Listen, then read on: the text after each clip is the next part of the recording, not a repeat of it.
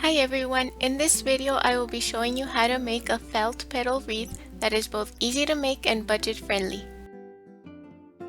You will need only a few materials: a foam wreath ring, felt sheets, scissors, and hot glue. The first thing we're going to do is mark a felt sheet with a square that is 3 inches long by 3 inches wide. Then cut out the square and use it as a stencil to cut out more squares. Because I am making this wreath for spring, I am using 3 sheets of burgundy felt, 3 sheets of soft pink felt, and 1 sheet of a very light beige color. I am also using a 14-inch wreath ring. Depending on how big you want to make your wreath, you will need a different amount of felt sheets. To speed up the process, you can also mark the whole sheet of felt with a grid of 3 by 3 inch squares and cut them out. We will be doing this only to the pink and burgundy felt. The beige felt, on the other hand, we will cut into 2 by 2 inch squares. In the end, you should have 3 by 3 inch burgundy and pink squares and 2 by 2 inch light beige squares. The next step will be to cut along 2 of the pointed sides of each square. The sides should be rounded.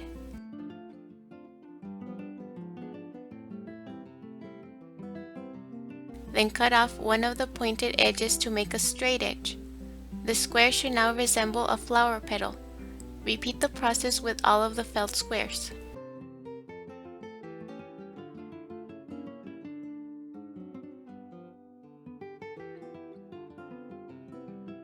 Next, apply a bit of glue near the straight edge of each petal. Then fold in the sides so that they align at the center. Press down and hold for a few seconds. Repeat the process with all of the petals.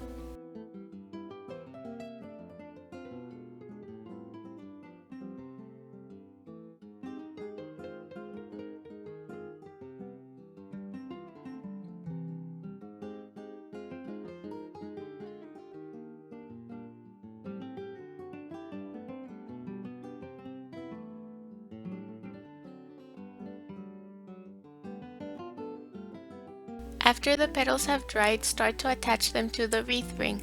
Start with a petal of one color, then attach next to it a petal of a different color.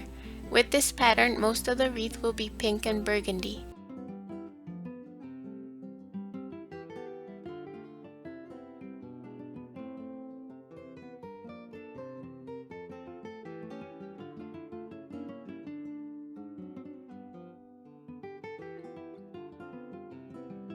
The smaller beige petals will be placed between 2 larger petals and in any place around the wreath since there are fewer of them. For the next row, apply glue only to the bottom half of the petal so that the top half is slightly overlapping the first row. Repeat the process until the whole wreath is covered.